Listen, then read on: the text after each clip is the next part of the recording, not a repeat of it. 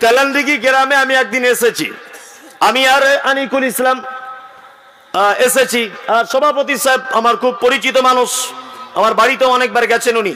তা আমরা তিনজনে এসেছি একটা 4 চাকা গাড়ি করে।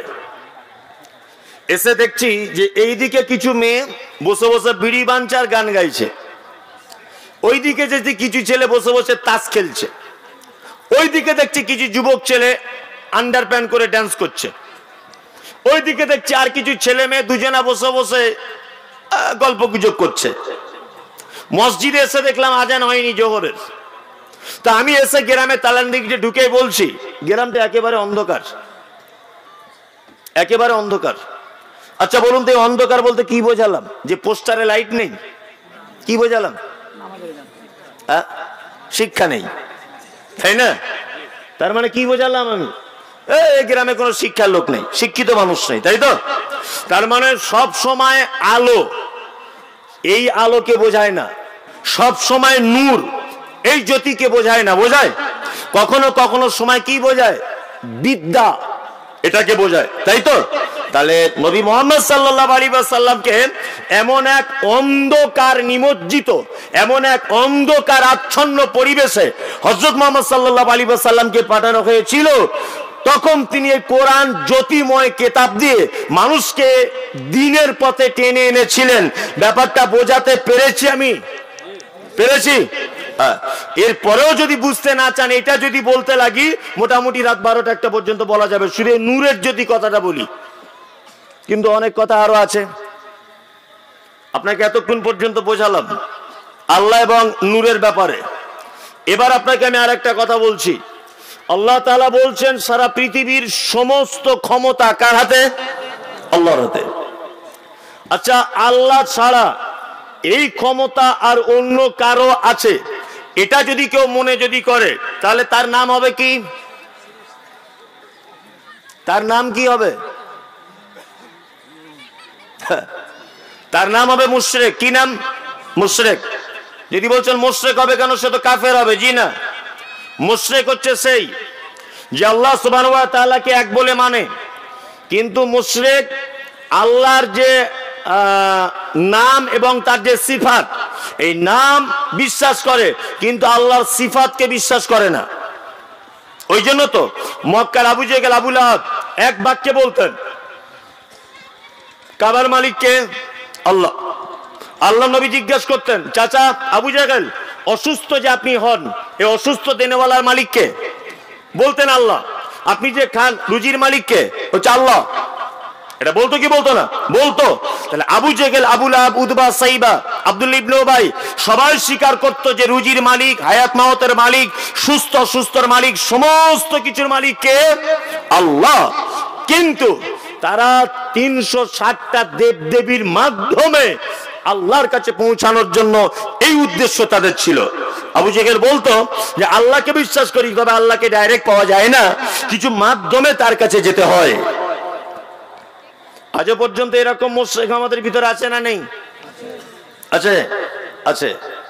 কোন রকমের ডিফারেন্স নেই, কোন রকমের ডিফারেন্স নেই।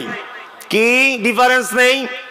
এক, ওর বেটার নাম বাবলু, নামে মুসলমান, এরও নামও বাবলু। কি বললাম বুঝলেন না? ও মাজারে কাপড় চড়ায়, এ ঠাকুরের গায়ে চড়ায়। ও মাজারে মানত করে, এ কোথায় করে? এ মন্দিরে করে। ওই এর আছে দুর্গা, ওর আছে দরগা। ও তার বাপের শ্রাদ্ধ করে, এর বাপের চল্লিশা করে। ও ওর বেটা হয়ে গেলে হ্যাপি বার্থডে করে, এর বেটা হলে এও হ্যাপি বার্থডে করে। করে কি করে না? করে। তাহলে বলুন তো দেখি কোন জায়গায় ডিফারেন্স আছে? হ্যাঁ, ডিফারেন্স এক জায়গায়। হিন্দু ভাইরা দেবদেবী তৈরি করে মাটির উপরে রেখে তাকে সেজদা করে, করে না? আর বোকা কিছু জাহেল মুসলমান আছে, মরা মানুষকে কবরে ঢুকিয়ে দিয়ে সেজদা করে। করে কি করে না? করে করে। তার মানে ও মাটির তৈরিকে উপরে রেখে সেজদা করে। মানে মক্কার জাহেলিয়াত আর বর্তমান জাহেলিয়াতের ডিফারেন্স শুধুমাত্র এই জায়গাটায় যে আবু জেহেল আবু লাহাব তারা 360টা দেবদেবীকে কাবা ঘরের ভিতরে রেখে মাটির তৈরি করে তার সামনে আল্লাহকে ডাকতো যে এর মাধ্যমে আল্লাহকে পাওয়া যাবে। বর্তমানে কিছু নাদান মুসলমান আছে, তারা জীবিত মানুষকে নয় মরা মানুষকে কবরের ভিতরে ঢুকিয়ে দিয়ে আল্লাহকে ডাকে আর বলে ও বেঁচে থাকা অবস্থায় যা ক্ষমতা ছিল মরার পরে ক্ষমতা আরো বেড়ে গেছে। ইসলামটাকে কত কঠিন করেছে, করেছে না? ইসলামটাকে কঠিন করেছে কি করেনি? করেছে। আমরা কত সহজ মানুষ, তবে খুব বোকা। খুব বোকা নয়, খুব বোকা। আমি মমতাজুল ইসলাম, আমার সুগারের রুগী, আমি অরিজিনাল নয়, বোঝানোর জন্য বলছি, ভাববেন না যেন অরিজিনাল না, এখনো পর্যন্ত হয়নি, যাতে না হয় এই দোয়া করুন, আমিন। তা আমি ডাক্তারের কাছে গেলাম, এরা দুজন ডাক্তার ধরে নেন, হেড মৌলানা ডাক্তার, আমার এই ছোট ভাই আনিকুল, ও তো আমার ভাইয়ের মতো, ওর বাড়ি দিনাজপুরে হতে পারে, হয়তো রক্তের সম্পর্ক নেই, কিন্তু অটোমেটিক মনের কানেকশনে আমরা দুজন সবসময়তেই আছি। তা আমরা দুজন ডাক্তার, এরা দুজন ডাক্তার, আমি রুগী। তা আমি আনিকুলের কাছে গেলাম, আনিকুল আমাকে বলছে যে মাওলানা সাহেব কি হয়েছে আপনার? আমি বললাম আমার সুগার। তা বলছে আপনি ফজরের নামাজের পরে 1 ঘন্টা করে হাঁটবেন, রসগোল্লা খাবেন না, চিনি দিয়ে খাবেন না চা, আর আলু খাবেন না। আরে 10 টাকা পাতা ওষুধ লিখে দিচ্ছি, 1টা করে প্রতিদিন খাবেন, মোটামুটি আপনার 10 দিন যাবে। প্রতিদিন তাহলে খরচা হলো কত করে? 1 টাকা। 1 টাকার ওষুধ, ফজরের নামাজ পড়ে হাঁটা, আর আলু খেতে নিষেধ, চিনি খাওয়া যাবে না, তাই তো? আর ফজরের নামাজ পড়ে 1 ঘন্টা করে হাঁটতে হবে। তা আমি এর কাছে দেখে আমি আমার বউয়ের কাছে গেলাম বাড়িতে, আমার বউ বলছে আগো কাকে দেখিয়ে এলে? ডাক্তার আনিকুলকে। ঘোড়ার ডিম ডাক্তার, ও ফি নিয়েছে না? ফিটি কিছু নাই। কি বললো? যে দেখো 10 টাকা পাতা একটা ওষুধ দিয়েছে, আর 1টা করে খেতে বলেছে, ফজরের নামাজ পড়ে হাঁটতে বলেছে, আর আলু খেতে মানা করেছে, আর মিষ্টি জাতীয় জিনিস খেতে মানা করেছে। বলছে ও ডাক্তার না ঘোড়ার ডিম, ও কি জানে কি? ওই তুমি এক কাজ করো, ওই কি বলে যুগরের হেড মৌলানার কাছে যাও তো। যুগরের হেড মৌলানার কাছে গেলাম, বলছি ভাই এই সমস্যা। হেড মৌলানা তখন দেখছি গেটে লেখা আছে 800 টাকা ফি। 800 টাকা ফি দিয়ে ঢুকলাম, ঢুকে বলছে যে ভাই আপনি আলু খাবেন, কোনো প্রবলেম নেই, রসগোল্লা জনমের খাওয়া খান, কোনো অসুবিধা নেই। ফজরের নামাজ পড়ে কে হাঁটতে বলেছে? আনিকুল। হ্যাঁ, ও কি ডাক্তারের জাত নাকি? ও কবে ডাক্তার হলো? একদম নয়। আপনি ফজরে পরে ঘুমাবেন, প্রয়োজনে নামাজে ছেড়ে দেন, কোনো অসুবিধা নেই। তবে আর একটা কথা বলছি, মাসে 2 বার আপনি আমাকে দেখাবেন। 2 বার যদি দেখাতে যাই কত টাকা লাগবে? 1600। আর আমাকে যে ওষুধ লিখেছে 300 টাকা পাতা, বলছে মাসে 3 পাতা করে খাবেন। এই ওষুধটা খান আর জনমের মিষ্টি খান, কোনো অসুবিধা নেই। তাহলে 3 পাতা ওষুধের দাম কত? 900, 1000 টাকা ধরুন, তাই তো? আর এদিকে লাগলো 1600, 1000 আর 16, 2600 টাকা, তাই তো? আচ্ছা বলুন তো, দুটো ডাক্তারের মধ্যে অরিজিনাল আমাকে বাঁচাবার ভালো পদ্ধতি কে বলেছে? আনিকুল, তাই তো? এ আমাকে 2 দিন বাঁচাবার চিন্তা ভাবনা করেছে। আরে টাকারও 12টা বাজিয়েছে, শরীরেরও 12টা বাজিয়েছে, তাই তো? হ্যাঁ। এবার আপনাকে বলছি, আচ্ছা বলুন আমরা অরিজিনাল ভালো ডাক্তার মনে করি কাকে? ইমানদারির সঙ্গে বলুন, কথা বলুন। বেশি ফি নাই। হ্যাঁ, আমি আগে বক্তব্য রাখতাম, ভালো করে বুঝবেন, আমি আগে বক্তব্য রাখতাম। আমি বক্তা হয়েছি 10 বছর আগে, সব জায়গায় বক্তব্য রাখতাম। ওই দেখছি একদম হ্যান্ডবিলের নিচে আমার নাম দিত মমতাজুল ইসলাম। আমি তো চিন্তা ভাবনা করি, আমি বেশি লেখাপড়া জানি না, কিন্তু মুখে ফটর ফটর পারি, বেশি লেখাপড়া জানি না। তাই মনে মনে ভাবছি যে সবার নাম উপরে, আমার নিচে কেন? কারণ কি? আমি রোগ ধরলাম যে বুঝতে পারছি যদি ফ্রিতে ইমিটেশন দেওয়া, সোনা দেওয়া হয়, তবুও মানুষ হীরের আংটি মনে করে না, করে না। হীরের আংটি দিলেও মনে করবে ইমিটেশন। আমি চিন্তা ভাবনা করে দেখলাম যে না, মাল বাড়াতে হবে। গত বছর থেকে জেট করে কত? 20,000, কম 10 পয়সাও নেই। ফোন কেটে দিই। যদি বলছেন এটা কি আপনি দেমাক অহংকার? না, দেমাক অহংকার নয়। আমাকে এই জায়গায় এসেছি অহংকার দেমাক নয়, জাস্ট বোঝানোর জন্য বলছি। তা আমি 20,000 করে টাকা নিচ্ছি, এখন দেখছি সব জায়গায় প্রধান বক্তা। আমি তখন বুঝলাম যে তাহলে মানুষের এটা ধারণা যে যত বেশি টাকা নেবে সে তত বড় বক্তা। কি বলছি বুঝতে পারছেন না? তাহলে আমি দেখছি তাহলে এই কল আমাকেও করতে হবে, ভালো করে বুঝবেন। তাহলে ঘটনা এটা আমাদের তদন্তর দাবি। 2-3টে জায়গায় কি না বলছে, উরি বাবা হেলিকপ্টারে করে হুজুর এসেছে, কোটি কোটি শ্রোতা, বলছে ওই সব থেকে মনে হয় সঠিক ইসলামের উপরে আছে, তাছাড়া এত লোক হয়? বলছে কি বলছে না? বলছে। আর ওই বাবা মমতাজুল ইসলাম 20,000, আনিকুল 10,000 দিলে যা হোক দেবেন খুশি করে, সবার নিচে ওর নাম।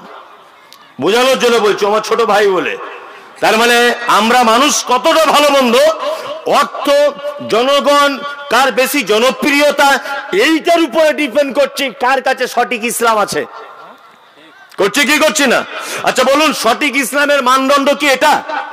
এটা এটা নয়।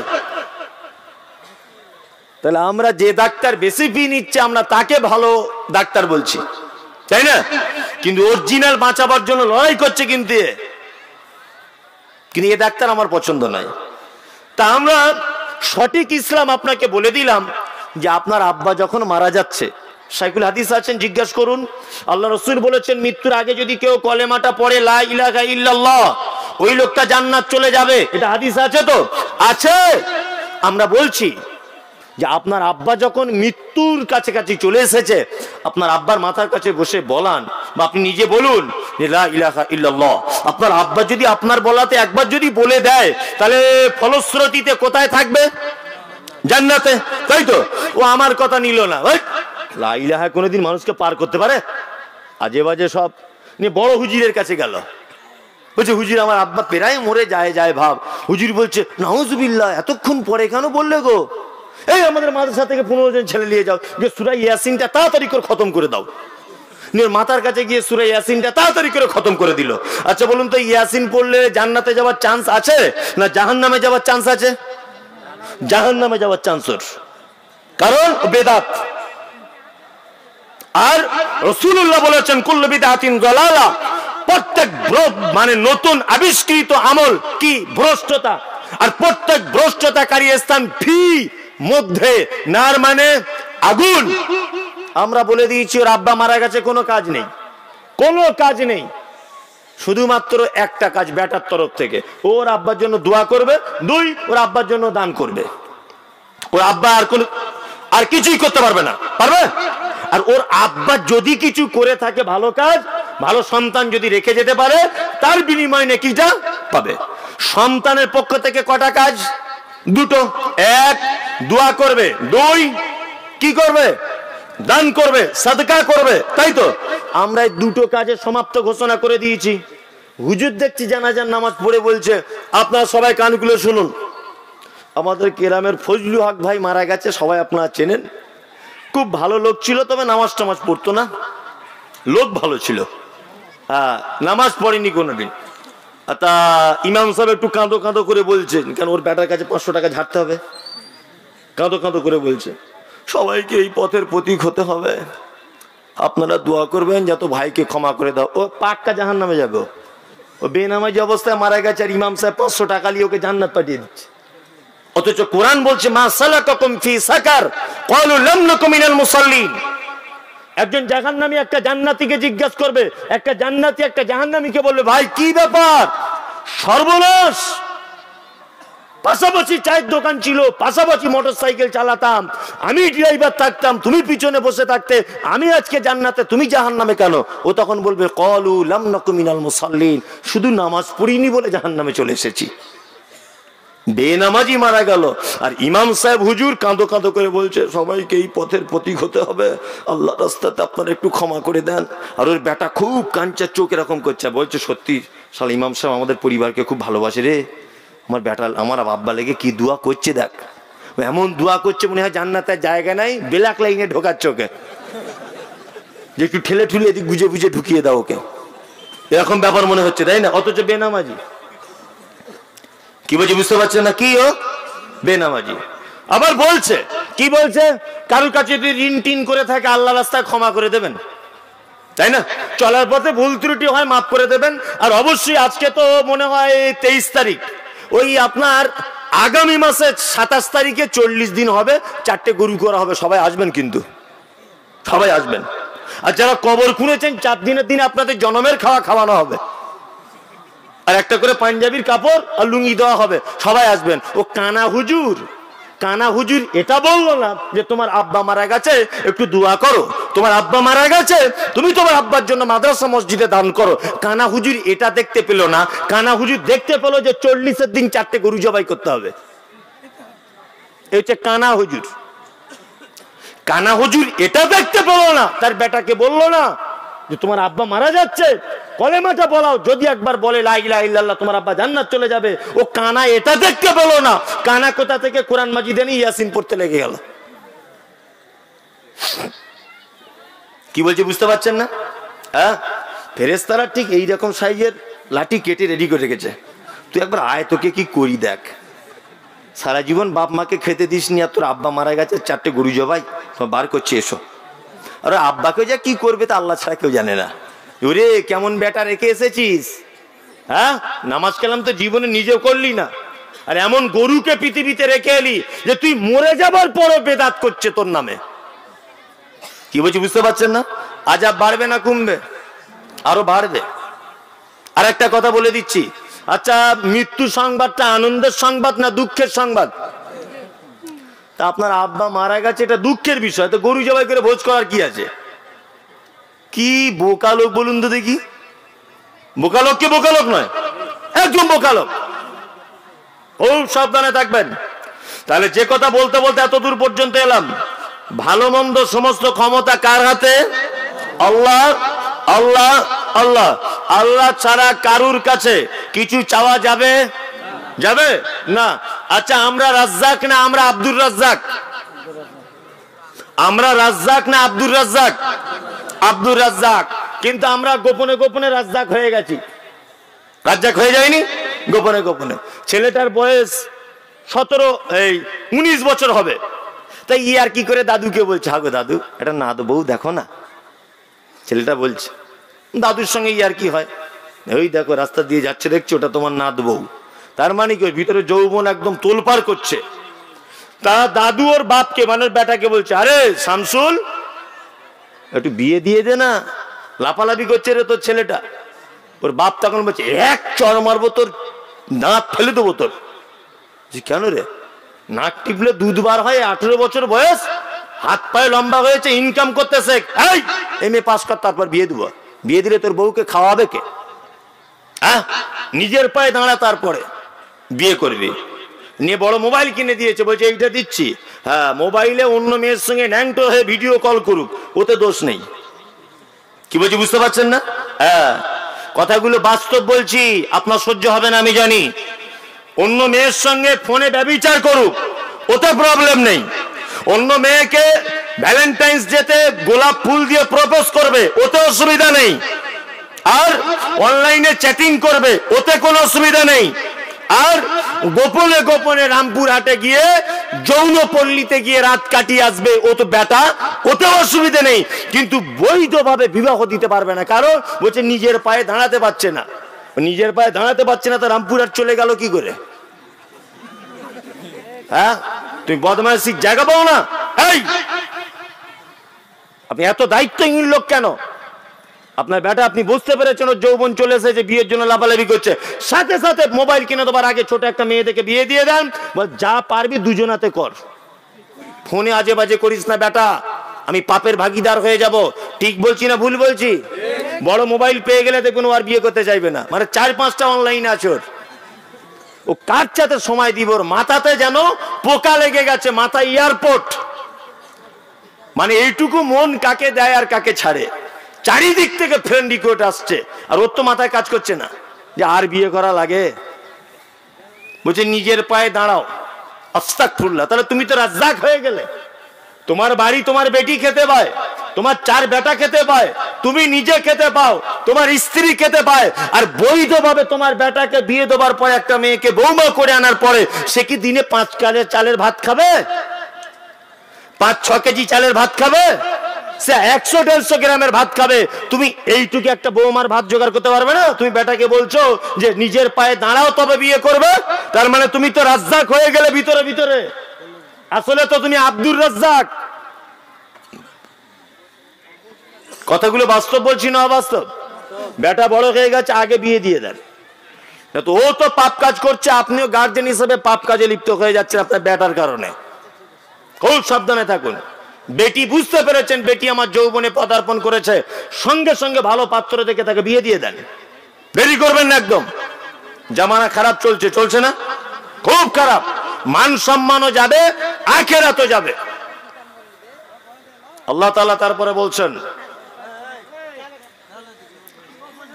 ওয়া আলা কুল্লি শাইইন কাদির আল্লাযী খালাকাল মাউতা ওয়াল হায়াতা, আল্লাহ সৃষ্টি করেছেন মওত আর হায়াত।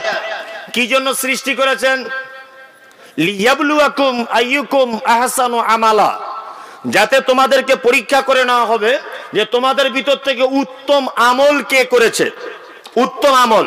তাহলে আমাদের জীবন এবং মরণ তৈরি করা হলো কেন? যাতে আমরা পরীক্ষার সম্মুখীন হব, তাই তো? তাই এই যে একটা কথা বলছি, আজকে থেকে মাধ্যমিক পরীক্ষা স্টার্ট হয়েছে না? হ্যাঁ, 1 বছর একটা স্টুডেন্ট পড়াশোনা করেছে। আচ্ছা বলুন তো, যদি এই পরীক্ষার ডেটটা যদি না আসতো তাহলে ছাত্র ছাত্রীদের পড়ার মর্যাদা থাকতো? থাকতো না।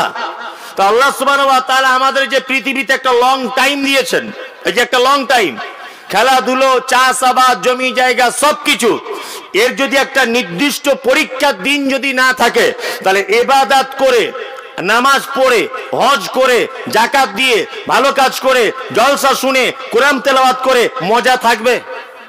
থাকবে? থাকবে না। তাহলে মজা পেতে গেলে পরীক্ষা দিতে হবে, তাই তো? এইবার আপনাদেরকে বলছি, আচ্ছা পরীক্ষা কয় রকমের হয় জানা আছে? জানা নাই? একটা হয় টেস্ট পরীক্ষা আর একটা ফাইনাল। টেস্ট পরীক্ষা যদি কেউ উত্তীর্ণ হয় তাহলে ফাইনাল পরীক্ষায় চান্স পায়। ফাইনাল পরীক্ষা যদি কেউ ফেল করে যায় তাহলে জীবন বরবাদ হয়ে যায়। ঠিক আল্লাহ সিস্টেম করেছেন ঠিক তেমন, দুনিয়াতে একটা টেস্ট পরীক্ষা হবে আর ফাইনাল পরীক্ষা হবে কোথায় সেটাও বলবো।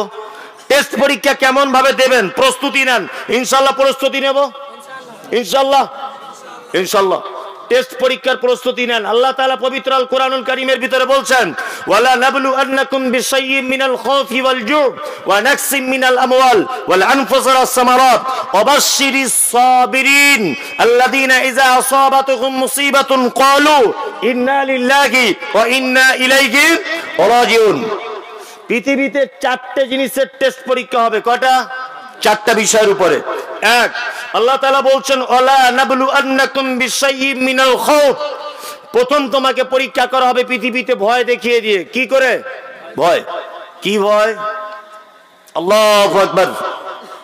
এই যে এই রানিং মাসের ফেব্রুয়ারি মাসের 5 তারিখ 6 তারিখ ভোর 4টে কত মিনিটে তুরস্ক সিরিয়ার মাটিতে, আল্লাহু আকবার, যে মারাত্মক ভূমিকম্প হয়েছে।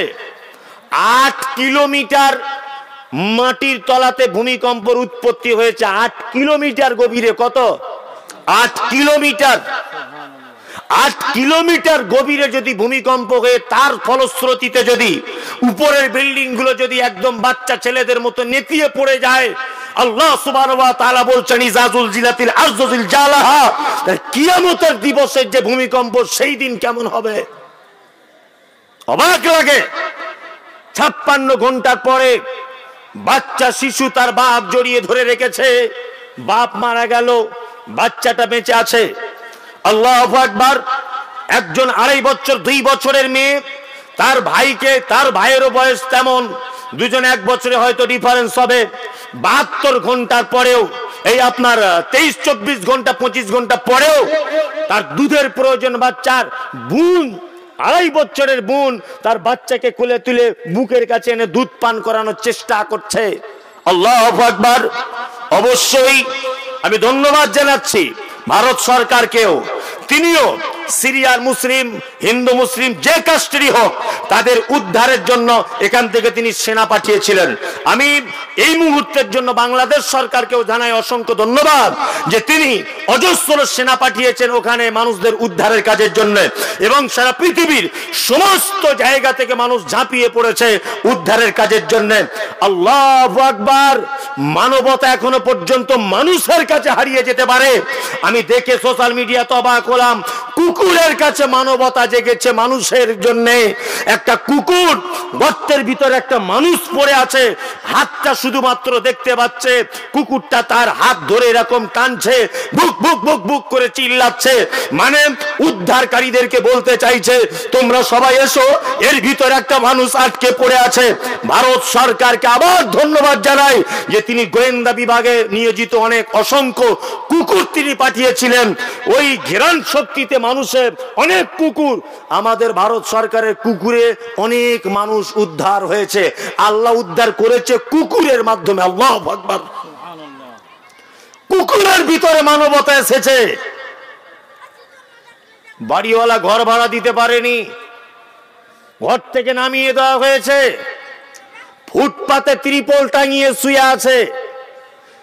1-2 ঘন্টা পরে যে লোকটা বাড়ি থেকে নামিয়ে দিয়েছিল, 10 তলা বিল্ডিং এর মালিক, ঘুমিয়েছিল লোকটা, কখন ভূমিকম্প হয়েছে বুঝতে পারেনি, ঘুম ভেঙেছে, চারিদিকে হু হু করে আওয়াজ হচ্ছে, দেখছে যে বাড়িওয়ালা আমাকে ঘর থেকে ভাড়া দিতে পারেনি বলে বার করে দিয়েছে, ওই বাড়িওয়ালা আমার ত্রিপলের তলাতে এসে আমাকে জড়িয়ে ধরে বলছে ভাই তুমি একটু বাঁচাও।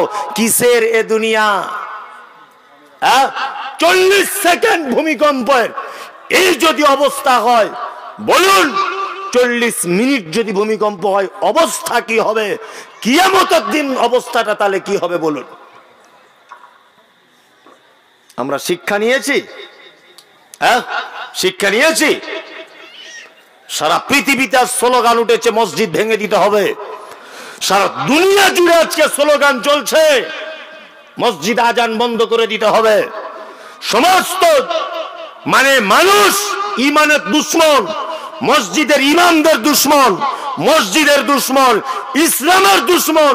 নামাজ কি করে বন্ধ করা যায় সাংগঠনিক ভাবে কি করা হচ্ছে? সুশ্রুরি দেওয়া হচ্ছে। আপনারা দেখেছেন যে আজ থেকে এক সপ্তাহ আগে হরিয়ানাতে একটা ছেলেকে গাড়ির ভিতরে ঢুকিয়ে মুসলিম একটা যুবক বন্ধুকে পুড়িয়ে মেরে দেওয়া হয়েছে। দেখেছেন আপনারা? ছেলেটার বাড়ি রাজস্থানে, রাজস্থান থেকে বন্ধুরা গাড়ি করে তুলে হরিয়ানাতে এনে রাত 12টা-1টার সময়তে ওই গাড়ির ভিতরে দরজা লাগিয়ে দিয়ে আগুন ধরিয়ে তাকে মেরে দেওয়া হয়েছে।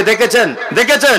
সারা পৃথিবী যখন মুসলিমকে মেরে দাও এই হুঙ্কার চলছে, সারা পৃথিবী যখন আযাব, আল্লাহর আযাবে যখন ধ্বংসের পথে চলেছে, সারা পৃথিবীর মানুষ যখন সংগঠন ভাবে এককভাবে স্লোগান তুলছে মসজিদ আজান বন্ধ করে দিতে হবে, মুসলিম যুবক তুমি আজও পর্যন্ত মসজিদের কাঠগড়াতে দাঁড়াতে পারলে না, এটা তোমার জন্য ব্যর্থতা। তুমি আর কবে মসজিদে আসবে? সিরিয়ার মতো ধ্বংস হয়ে গেলে তখন মসজিদে আসবে? তুরস্কের মতো ভূমিকম্পর পরে তুমি মসজিদে আসবে? কবে তুমি মসজিদে আসবে? এখানে আছে আমি শুনলাম যে এখানে 85% মানুষ নামাজ পড়ে না। এটা আমি শুনেছি এখানে, কথা সত্য মিথ্যা জানি না। 85% মানুষ নামাজ পড়ে না। আর কবে পড়বেন? তুরস্কের মতো হিলিয়ে দেওয়ার পরে পড়বেন? কবে? সুগার হয়ে যাওয়ার পরে? কবে? প্যারালাইসিস হয়ে যাওয়ার পরে? কবে পড়বেন আপনি নামাজ বলুন? আল্লাহু আকবার। আল্লাহ এটা পারে কি পারে না? সারা পৃথিবীকে হিলিয়ে দিতে পারে কি পারে না?